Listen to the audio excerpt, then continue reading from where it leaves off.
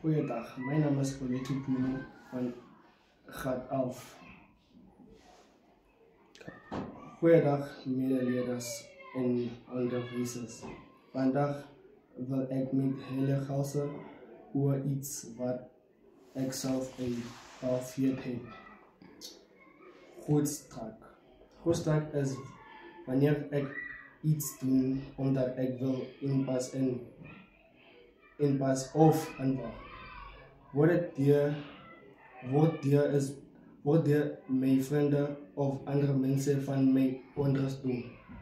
Soms is die positief, maar ongelukkig is dit meestal negatief. Ik heb gezien hoe goedstrak jong mensen op verschillende manieren bevoelen. Bij het dienst insult ik mensen wat ik ken. Begin rookdrink of zelfs dwelmsgebruik.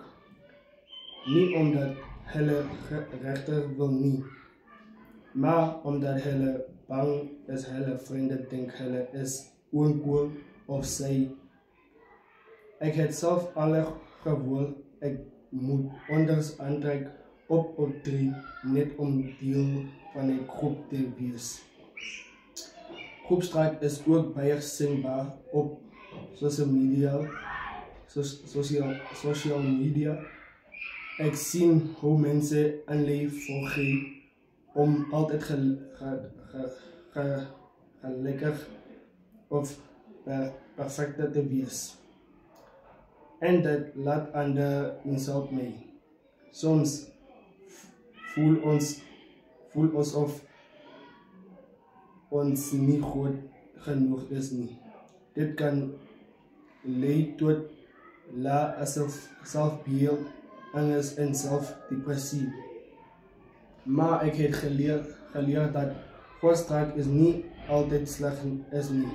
Positief goedstrak is het mij al gemotiveerd om hard te werken.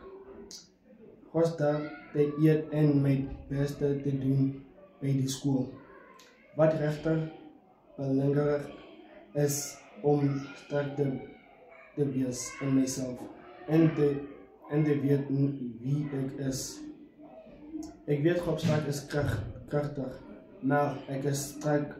Ik hou niet iets te doen waarmee ik ongelukkig wil niet om aanvaard te worden. Ik kies eer vrienden wat mij respect en ondersteunen. En ik onthoud altijd ik het die recht om mijn eierpad te kiezen. Baie dankie.